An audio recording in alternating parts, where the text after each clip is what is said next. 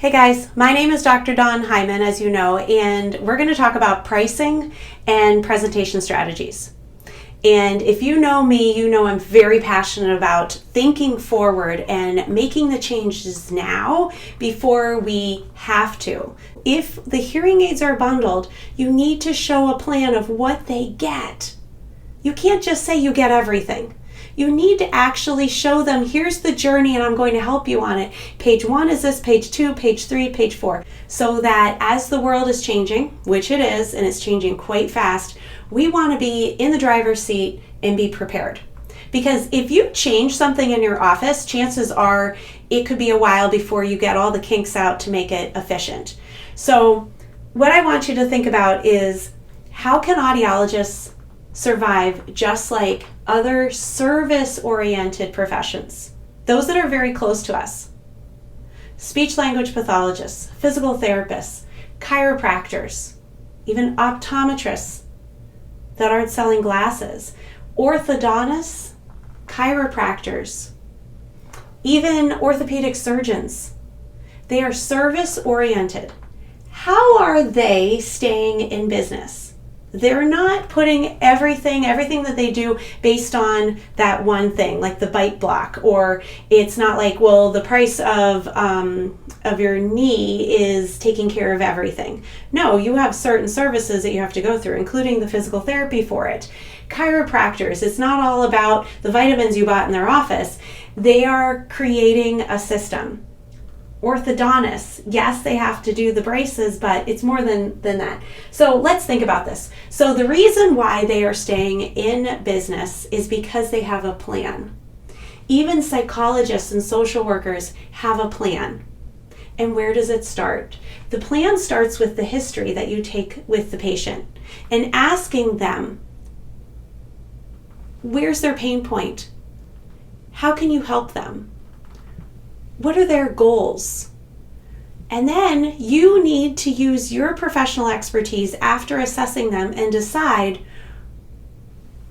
what's it going to take to achieve those goals? What are you going to do? And you're not going to just tell them, you have to write it down. You have to have a plan in place, something they can take home. Now, you can have something that's pre-scripted in a little booklet or on a sheet of paper that's a discharge paper or something that you're checking off boxes or you're writing in things, but you need to show that you have a plan for them. And it's going to take this many visits, or it's going to take this many months for them to be better. Now, obviously, none of these professionals are guaranteeing perfection. You can't guarantee you will definitely fix their hearing in that time. Just like a speech pathologist can't guarantee that someone who has aphasia will start speaking and finding all of the words that they wanted to after a stroke. But they can have a treatment plan and move forward. The chiropractor says, this is how many times I need to see you to make adjustments to your spine. The orthopedic surgeon says, if I need to do surgery on that knee, I need you to go to physical therapy first and to stretch it out. Then we're going to do a surgery. And then you're going to do more physical therapy. And then you're going to come back periodically for checkups. And then you have to see physical therapy one more time to make sure you've met all the goals. And they have it all written out. And you can look at this plan at any time during that scenario and say, okay, where am I at?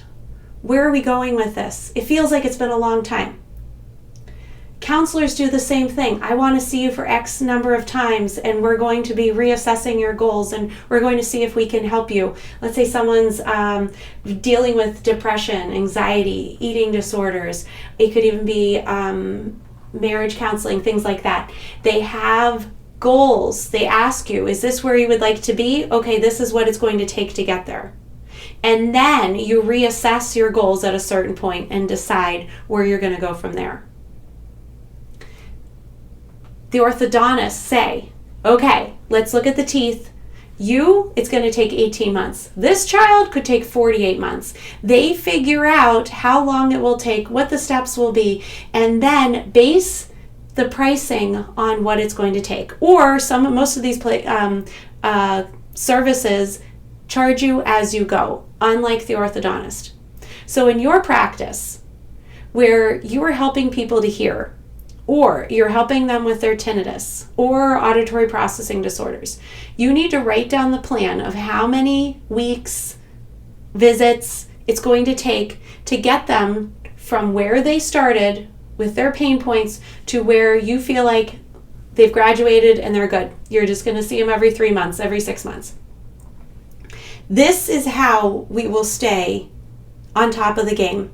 This is how we make sure that our profession keeps going and we get paid for our time. So part of that plan needs to have your auditory therapy in there.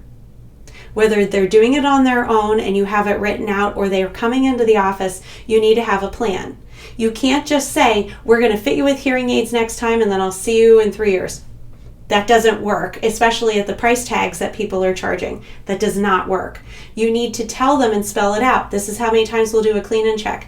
This is what we're going to be doing with the fine tuning. At this point, we do reeler measurement. At this point, we make more fine tuning adjustments based on what you said and what the data logging shows. At this point, we're going to bring you up even more. At this point, we're going to talk about accessories. At this point, we're going to do this.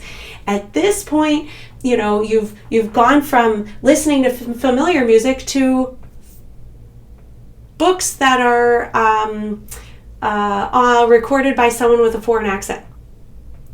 You need to think outside of the box and create a plan. And everyone gets that plan. And your website talks about that plan. And you are going to monetize how much that plan costs. And you can choose, will people pay as they go? Or are you going to bundle it in? Are you at least going to show value? If the hearing aids are bundled, you need to show a plan of what they get. You can't just say you get everything. You need to actually show them, here's the journey and I'm going to help you on it. Page 1 is this, page 2, page 3, page 4. Or showing them how many months before they feel like that they're doing better. Cochlear implant clinics do this.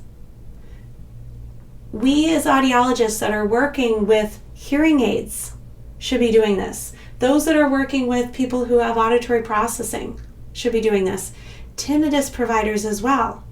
I know the tinnitus clinics, the good ones, have a really good system that's spelled out and it's written out to help, so that if that person is questioning, well, where am I at in this grand scheme of things, they can look at that piece of paper and they know where they're at, and they know the next time they check in with their audiologist, and they're comforted by that, because we forget details all the time and we want someone who's truly going to guide us.